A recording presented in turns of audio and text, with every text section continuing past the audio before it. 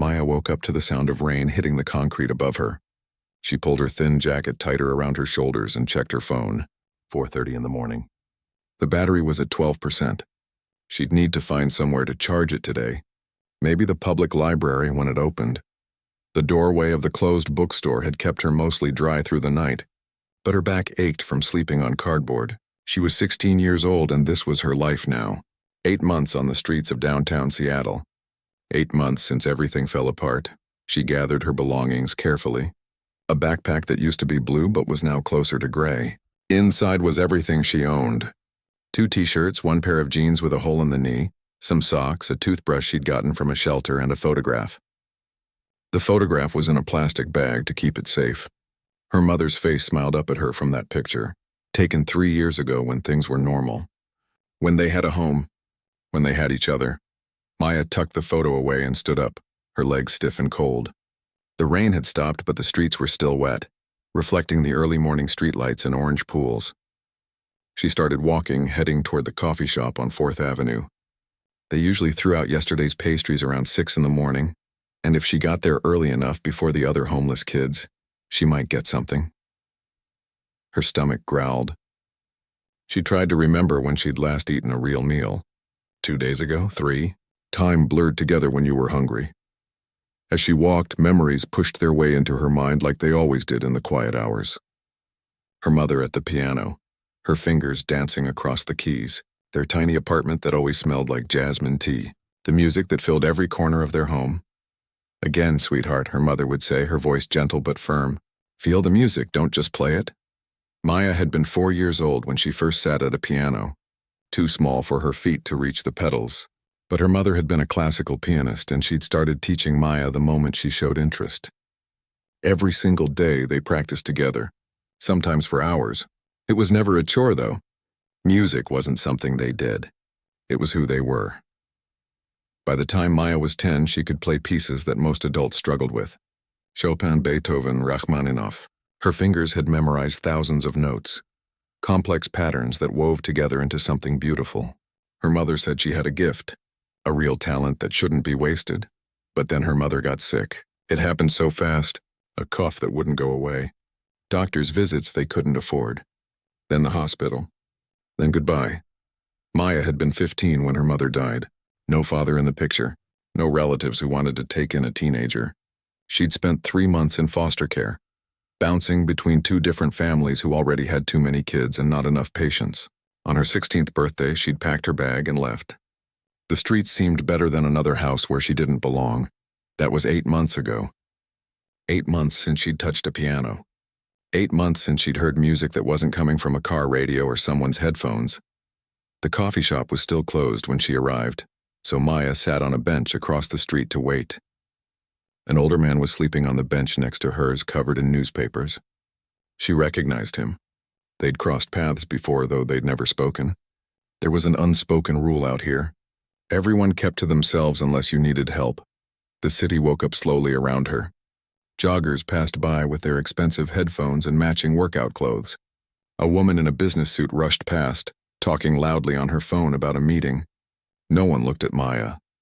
That was the strangest part about being homeless. How invisible you became. People's eyes would slide right past you like you were part of the scenery. By 7 in the morning, Maya had managed to get half a blueberry muffin from the coffee shop's trash. It was a little stale, but she ate it slowly, making it last. Then she started walking again because staying still for too long drew attention. And attention usually meant trouble. She walked without any real destination, letting her feet carry her through the familiar streets, past the shelter where she sometimes got dinner, past the park where she couldn't sit anymore because the police kept clearing out homeless people, past the fancy shops with price tags that made her laugh, and then she found herself standing in front of Maestro's. It was a restaurant she'd passed 100 times before, the kind of place where people spent more on one meal than Maya had spent in the last month. Through the tall windows, she could see white tablecloths and crystal glasses catching the morning light.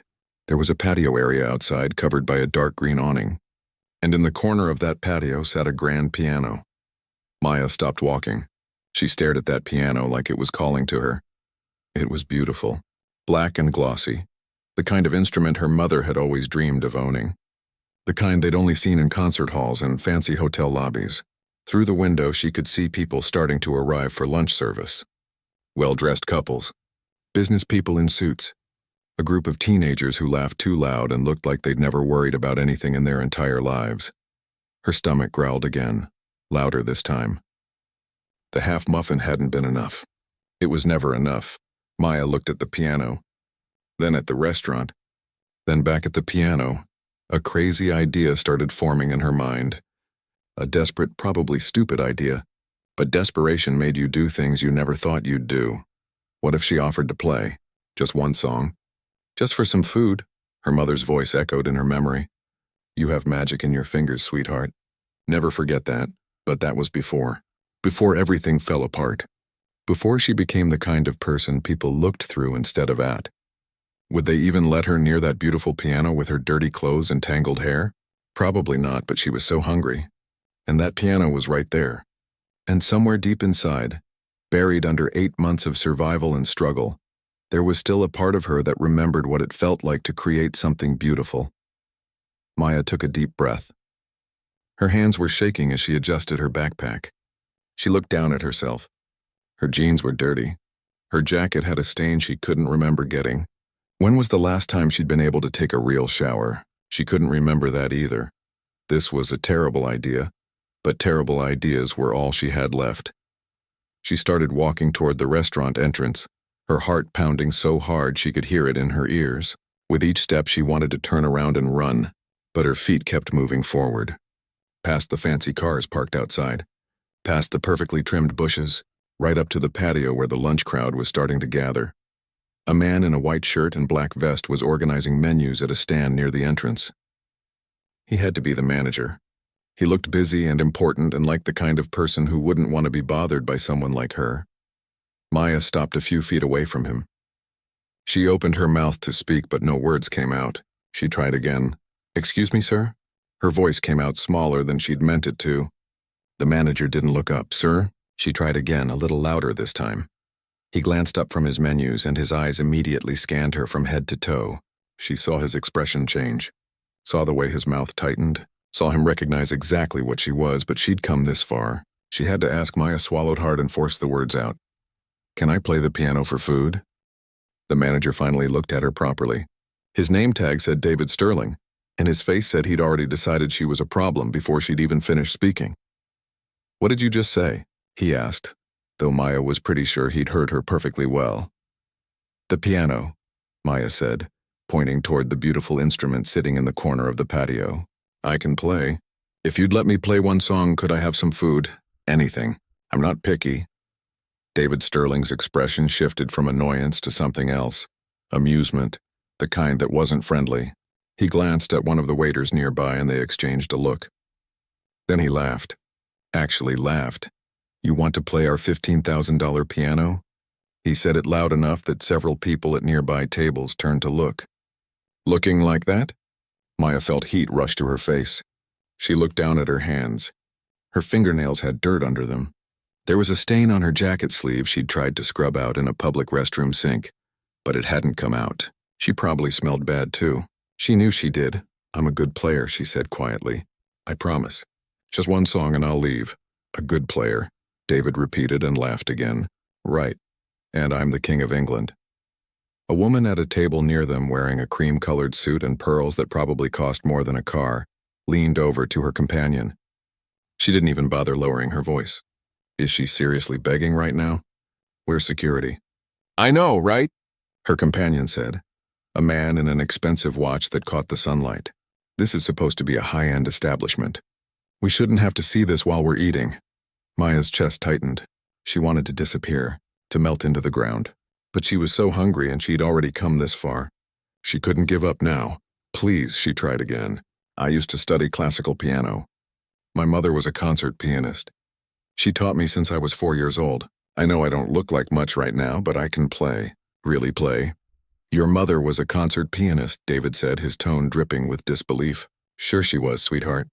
And my father was Mozart." More laughter from the tables. Maya caught the eye of a woman in designer sunglasses who quickly looked away. Like Maya's existence was offensive. At a table near the window, A group of 4 teenagers sat with their expensive phones and half-eaten appetizers they'd barely touched. They'd been filming something for social media, but now their attention had shifted to Maya. One of them, a girl with perfectly styled hair and clothes that probably cost more than Maya had spent in her entire life, nudged her friend. "Oh my God, are you seeing this?" she said loudly, wanting to be heard. "A homeless person just walked up and asked to play the piano." "No way," her friend said, a boy with a varsity jacket. "That's hilarious. Someone should film this," another girl added. "This is too good. What's next?" The first girl said, even louder now, playing to her audience. "Is she going to ask to conduct the orchestra? Maybe she'll want to be head chef?" They all laughed, the kind of laugh that felt like knives. Maya's eyes started to burn. "Don't cry," she told herself. "Don't you dare cry in front of these people." David Sterling crossed his arms. "Look, kid, this is a 5-star restaurant. Our clientele expects a certain atmosphere, a certain class. You understand what I'm saying?" "I understand you think I'm nobody," Maya said, and she was surprised by how steady her voice sounded. "I understand you're judging me by my clothes and not by what I can do. I'm judging you by reality," David shot back. "And the reality is you're a homeless kid who wandered in off the street. You want food? There's a shelter 6 blocks that way. They serve dinner at 5. "I've been to that shelter," Maya said. "They're full most nights. They turn people away. Not my problem." An older man at a nearby table cleared his throat. "For God's sake, David, just give the girl something to eat and send her on her way. She's disrupting our lunch." "Yeah, this is really uncomfortable," a woman added, clutching her designer purse closer to her body, like Maya might snatch it. Maya felt something inside her crack. 8 months of sleeping in doorways.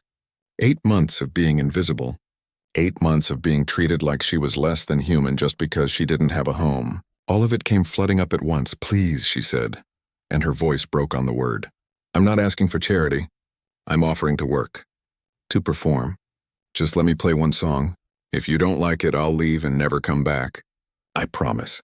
David Sterling studied her for a long moment. She could see him calculating something in his head. Finally, his mouth curved into a smile that wasn't kind. "You know what?" he said. "Fine, sure, let's see what you've got." Maya blinked. "Really? Really?" He turned to address the entire patio, raising his voice. "Ladies and gentlemen, may I have your attention, please? Our special entertainment for the afternoon has arrived. This young woman here claims to be a piano prodigy. She'd like to perform for us." The way he said it made it clear he thought this was a joke. People were already starting to laugh. "So let's give her a chance, shall we?" David continued, gesturing grandly toward the piano. "Let's see if she's as talented as she claims." The teenager with the varsity jacket leaned back in his chair, grinning. "This is going to be good. Someone please record this." "Already am," his friend with the perfect hair said, holding up her phone. Maya looked at the piano, then at all the faces staring at her. Some were amused. Some were annoyed. Some looked embarrassed, like they felt bad for her but not bad enough to actually help. She thought about turning around, walking away, saving herself this humiliation. But then she thought about her mother, about all those hours they'd spent together at the piano in their tiny apartment, about the music that had filled her childhood with light and purpose, about the gift her mother said she had. "You have something special, Maya," her mother had told her once. "Something most people never find. Don't ever let the world take that from you." The world had already taken everything else. Her home, her mother, her dignity, but it hadn't taken the music. That was still hers. Maya adjusted her backpack on her shoulders. Her hands were trembling as she started walking toward the piano. Every eye in the restaurant followed her. She heard whispers. More laughter. Someone said, "I can't believe Sterling is actually letting her touch it." The piano seemed to get farther away with each step, even though she was walking straight toward it. Her legs felt weak. Her heart was hammering so hard she thought everyone must be able to hear it. When she reached the bench, she stopped. The piano was even more beautiful up close. The wood was polished so perfectly she could see her reflection in it. A warped, distorted version of herself, dirty and small and out of place. She set her backpack down carefully beside the bench and sat down. The cushion was soft, so different from the concrete and cardboard she'd been sleeping on. Her fingers hovered over the keys. They were perfect, pristine white and black, not a speck of dust on them. Maya glanced back at the crowd. David Sterling stood with his arms crossed, smirking. The teenagers had their phones out, recording. The well-dressed diners watched with expressions ranging from curiosity to contempt. She closed her eyes and took a deep breath. In her mind, she wasn't sitting at a fancy restaurant patio surrounded by people who thought she was nothing. She was back in that tiny apartment. Her mother was sitting beside her, her hand resting gently on Maya's shoulder. "Remember," her mother's voice whispered in her memory, "music isn't about perfect circumstances. It's not about fancy clothes or the right audience. It's about truth, about pouring your heart into something and letting it speak for you." Maya opened her eyes. Her fingers touched the keys, and she began to play. The first note rang out clear and pure into the afternoon air. Maya's fingers found the keys like they were coming home after a long journey. She started with Rachmaninoff's Piano Concerto No. 2. It was one of the hardest pieces in classical music, something most professional pianists spent years mastering. Her mother had taught it to her when she was 13, and they'd practiced it together hundreds of times. The opening notes were soft, gentle, almost questioning, like the music itself wasn't sure what it wanted to say yet. Behind her, someone laughed. "Here we go," one of the teenagers muttered, but Maya didn't hear them anymore.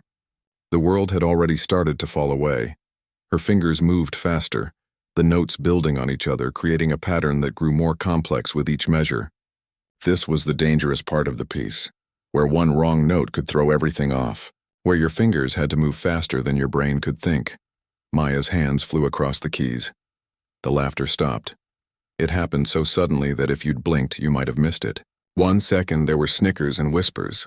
The next second, silence. Complete total silence except for the music pouring from the piano. David Sterling's smirk faded. His arms uncrossed. He took a step forward, his eyes widening. The woman in the cream suit who'd complained about Maya disrupting her lunch had been raising a fork to her mouth.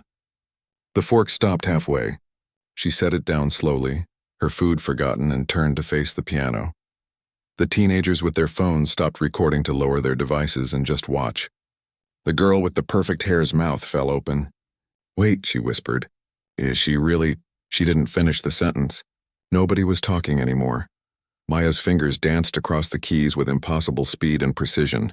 Her whole body moved with the music now, swaying gently, her eyes closed.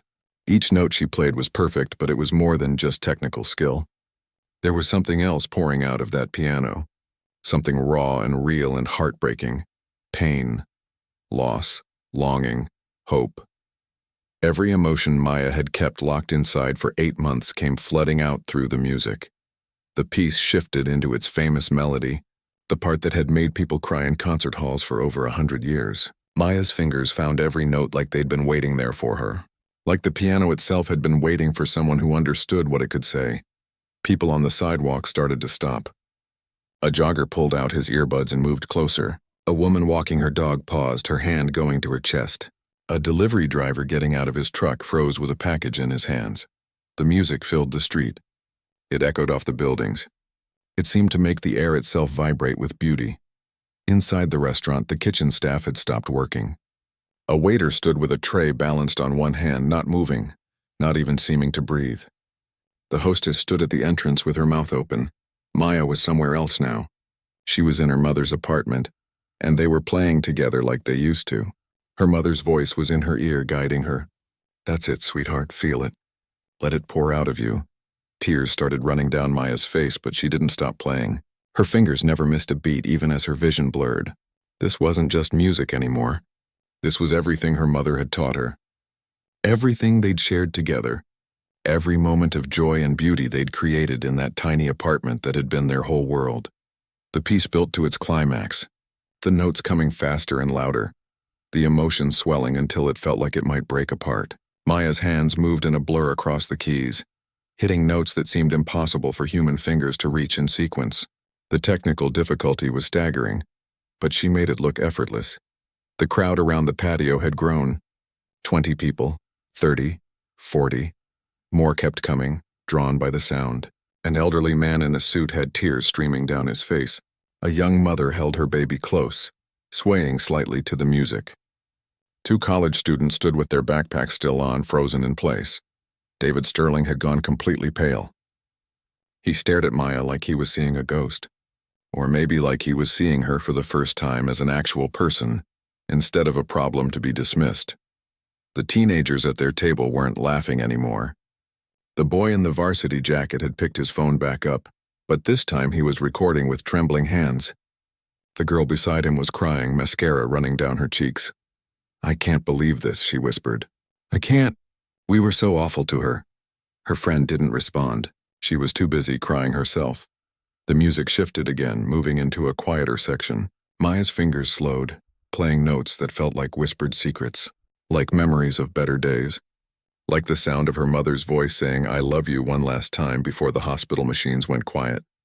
This part of the piece was about tenderness, about the gentle moments between the storms, about love and loss and everything in between. A woman in the crowd pulled out her phone and started recording. Then another person, then another. Within minutes, a dozen phones were pointed at Maya, capturing every note. But Maya didn't know. She was lost in the music, in the memory of her mother's hands guiding hers across the keys when she was small, in the feeling of being home, even though home didn't exist anymore. The final section approached. This was the part that made or broke the piece, the part where the music exploded into its full power, where every emotion came crashing together in a symphony of sound that demanded everything from the pianist. Maya's fingers found their mark. The notes came like thunder, like waves crashing against rocks, like a storm that had been building for 8 months finally breaking free. Her hands flew across the entire length of the keyboard, from the lowest bass notes to the highest treble, creating a wall of sound that made the very air tremble. People in the crowd gasped. Some put their hands over their mouths.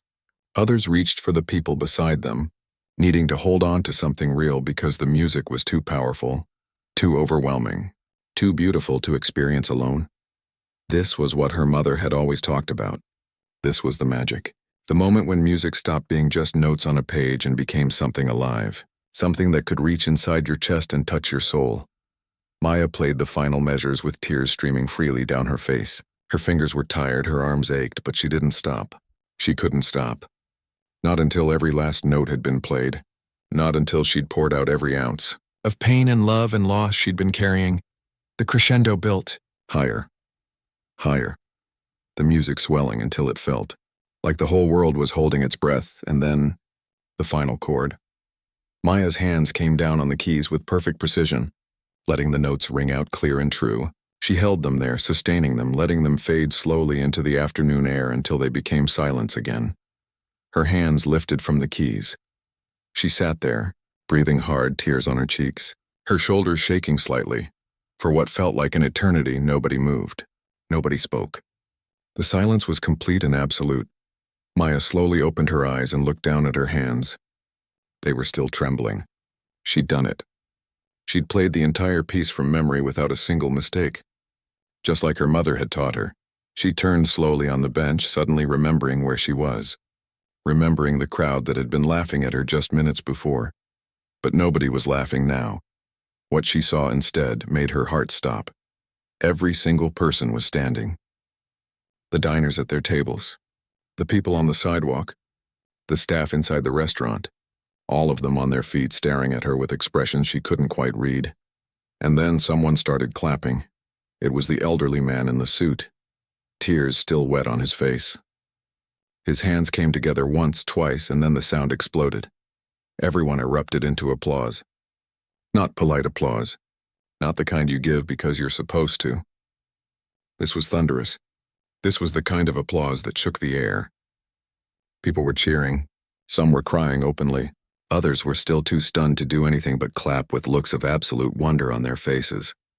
The woman in the cream suit was on her feet, clapping so hard her pearls bounced. The man beside her was wiping his eyes with his napkin. The teenagers were clapping too, all of them crying, all of them looking like they'd just witnessed something that changed them. David Sterling stood frozen for a moment longer. Then his hands came together slowly, once, twice, and then he was clapping as hard as anyone, his face a mixture of shame and awe. Maya sat on the piano bench completely overwhelmed. As the applause continued to wash over her like waves, she'd asked to play for food. She'd given them something so much more. The applause seemed to go on forever. Maya sat on the piano bench, her hands still trembling in her lap, trying to process what was happening. These were the same people who'd been laughing at her 10 minutes ago. The same people who'd looked at her like she was trash. Now they were standing for her. An elderly woman near the front of the crowd broke away from the others and rushed forward. She was dressed elegantly, with silver hair pulled back in a neat bun. Tears streamed down her face as she approached the piano. "That was perfect," the woman said, her voice shaking with emotion. "Absolutely perfect. I haven't heard Rachmaninoff played like that in 30 years. Who are you? Where did you study?" Maya didn't know how to answer. She opened her mouth, but no words came out. More people were gathering around now. The crowd had grown so large it spilled out into the street. Someone had to redirect traffic. Car horns honked, but nobody seemed to care. "That was incredible," a young mother said, shifting her baby to her other hip. "I got chills." Actual chills. "I recorded the whole thing," the jogger said, holding up his phone. "This is going to blow up online. Mark my words." David Sterling pushed through the crowd, and when Maya saw him approaching, she instinctively tensed. But his face had completely changed. The arrogance was gone. He looked pale, almost sick, like something had fundamentally shifted inside him. He started, then stopped. He swallowed hard. "I need to apologize. I was wrong.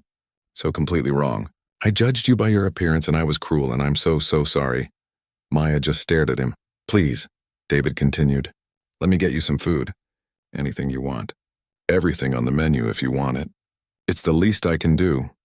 Maya's stomach growled at the mention of food, reminding her why she'd come here in the first place. "Just a sandwich," she said quietly. "And maybe some water." "A sandwich?" David looked horrified. "You just gave us a performance that people pay hundreds of dollars to hear in concert halls.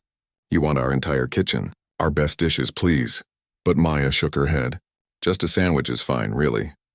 David looked like he wanted to argue, but something in Maya's expression stopped him. He nodded and disappeared into the restaurant. The crowd still hadn't dispersed.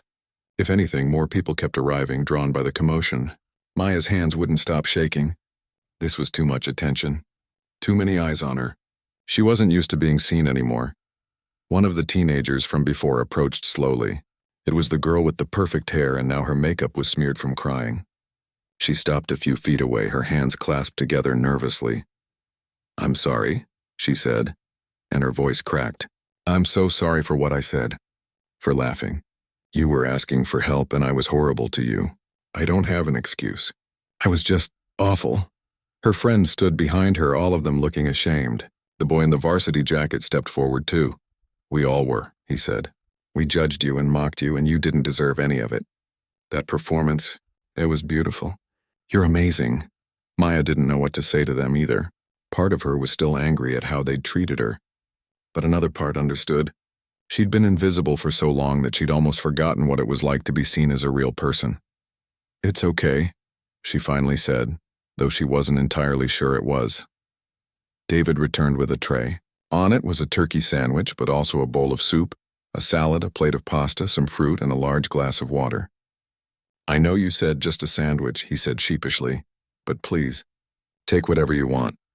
Maya's eyes widened at the sight of so much food. When was the last time she'd seen this much food that was actually meant for her? She reached for the sandwich with trembling hands and took a bite. It was the most delicious thing she'd ever tasted. Or maybe she was just that hungry. She couldn't tell anymore. She ate quickly, trying not to be too obvious about how ravenous she was, but her body betrayed her. She finished the sandwich in what felt like seconds and moved on to the soup. While she ate, people kept approaching. They wanted to know her name, her story, where she'd trained. Some offered business cards, others pressed money into her hands, which she accepted with a mixture of gratitude and embarrassment. "I'm sharing this video right now," a woman said, tapping at her phone screen. "My sister works at a music school. She needs to see this." "Already posted it," someone else said. "Got 50 shares in the first minute." "I'm tagging every music account I follow," another person added. "This is going to go viral." "It has to." Maya barely heard them. She was focused on the food, on filling the hollow ache in her stomach that had been her constant companion for so long. A woman who'd been standing near the back of the crowd made her way forward. She was probably in her 50s, with kind eyes and an air of quiet confidence. Unlike everyone else who'd been excitedly chattering, she moved calmly, purposefully. When she reached Maya, she pulled up a chair and sat down beside her. She didn't say anything at first, just waited until Maya had finished the soup and looked up. "Hello, Maya," the woman said gently. "My name is Elena Rodriguez. I'm a professor at the Seattle Conservatory of Music." Maya's heart skipped. She knew that name. Every serious pianist knew that name. Elena Rodriguez had performed in concert halls around the world. She'd recorded albums that Maya's mother had played constantly in their apartment. "You know my name?" Maya asked. "I heard someone say it," Elena said with a small smile. "That was one of the most extraordinary performances I've witnessed in my entire career. And I've witnessed many. How long have you been playing?" "Since I was 4, Maya said quietly. "And where did you study?" Maya looked down at her hands. "My mother taught me. She was a classical pianist. We practiced every day in our apartment." "Your mother must be incredibly talented," Elena said. Maya's throat tightened. She was. "She died last year." Elena's expression softened with understanding. "I'm so sorry." They sat in silence for a moment. Around them, the crowd continued to buzz with excitement, but Elena seemed to create a bubble of quiet just by her presence. "How long has it been since you played?" Elena asked. 8 months, Maya admitted. "Since I ended up on the streets. I haven't touched a piano until today." Elena's eyes widened. 8 months? And you just played Rachmaninoff's second concerto from memory without a single error? Maya nodded. "That's remarkable," Elena said. "More than remarkable. That's the kind of talent that comes along once in a generation." She paused, seeming to consider her next words carefully. "Maya, I'd like to help you. If you're willing."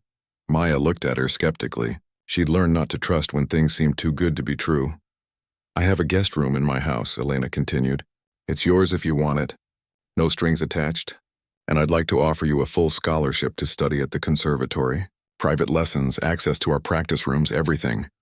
Maya's eyes filled with tears. "Why would you do that?" "Because you have a gift that shouldn't be wasted," Elena said simply. "Because I heard your mother's teaching in every note you played. Because talent like yours deserves to be nurtured, not lost to circumstance." She reached out and gently touched Maya's hand. "And because everyone deserves a second chance."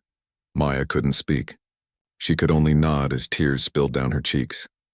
By evening, Maya's performance had spread across the internet like wildfire.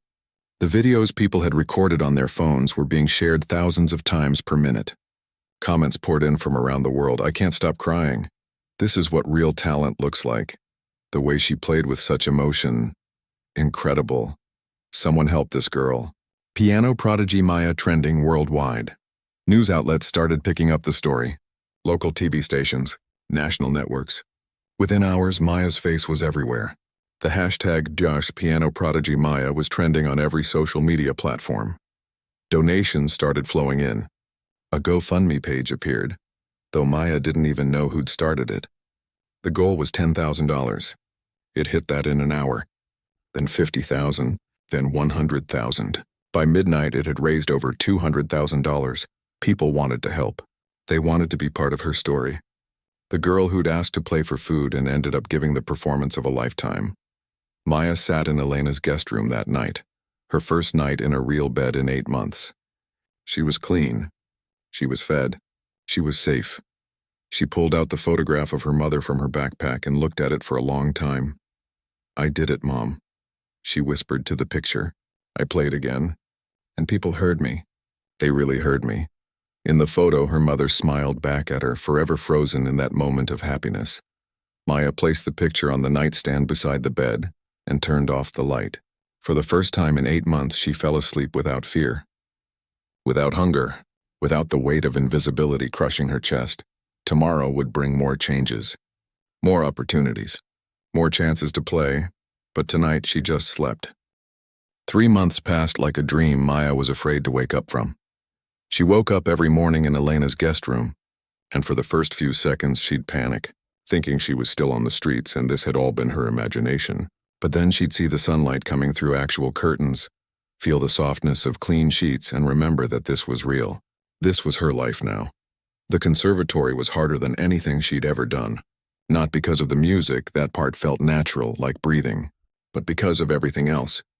Being around other students who came from normal families with normal lives. trying to catch up on the theory and history she'd missed during her months on the streets, learning to trust that this wouldn't all disappear overnight. Elena was patient with her. More than patient. She became the mother figure Maya thought she'd lost forever. Not replacing her real mother, nobody could do that, but filling some of the empty space she'd left behind. "You're doing beautifully," Elena told her after one particularly difficult practice session. "Your mother would be so proud." Maya practiced 6 hours a day, sometimes more. She had years of lost time to make up for, or at least that's what she told herself. Really, she just loved being near a piano again, loved having access to practice rooms whenever she wanted, loved the feeling of her fingers on the keys, creating something beautiful out of nothing. The donations from the GoFundMe had been put into a trust fund for her education and future. Maya couldn't quite process that number. $250,000. More money than she'd ever imagined having. It meant she'd never have to sleep on the streets again. Never have to beg for food. Never have to feel invisible. But with the money and attention came pressure. People wanted to know what she'd do next. News outlets wanted interviews. Music labels reached out. Everyone had an opinion about her future. "Just focus on the music," Elena advised. "The rest will follow," so that's what Maya did.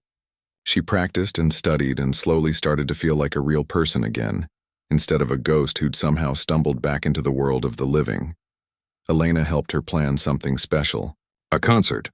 Not a big commercial event, but something more personal. A tribute to her mother and everyone who'd helped her get here.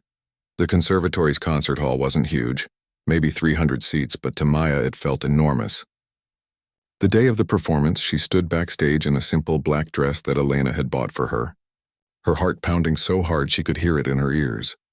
"You don't have to do this if you're not ready," Elena said, squeezing her shoulder. But Maya shook her head. "I'm ready. I need to do this." The audience was unlike any concert crowd Maya had ever imagined. Yes, there were music students and professors and people from the classical music community, but Elena had also made sure to invite people from the homeless shelter Maya used to go to.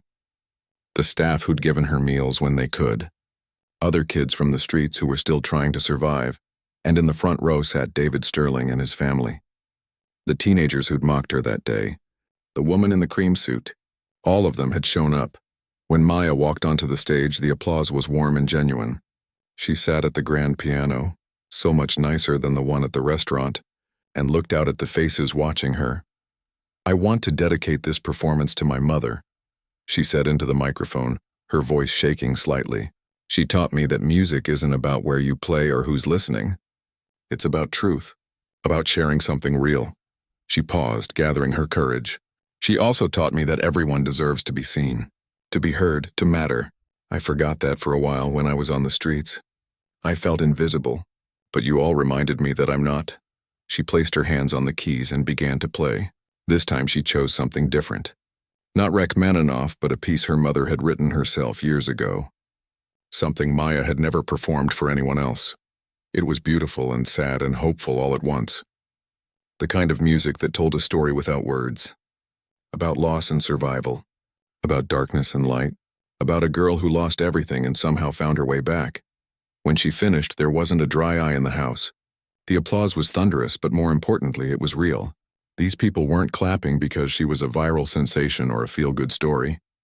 They were clapping because the music had touched them. After the concert, something unexpected happened. One of the kids from the shelter, a boy maybe 13 years old, approached her nervously. "That was amazing," he said. "I used to play a little. Guitar, not piano. But I had to sell it when, you know." He gestured vaguely and Maya understood. "When life fell apart." "I wish I could still play," he added quietly. That conversation stuck with Maya. She thought about it for days. All that money sitting in her trust fund. All these opportunities she'd been given. What if she could help others the way she'd been helped? She talked to Elena about it. Then to David Sterling, who'd been trying to make amends ever since that day at his restaurant. Then to some of the people who'd donated to her fund. 2 months later, Keys of Hope was born. It started small.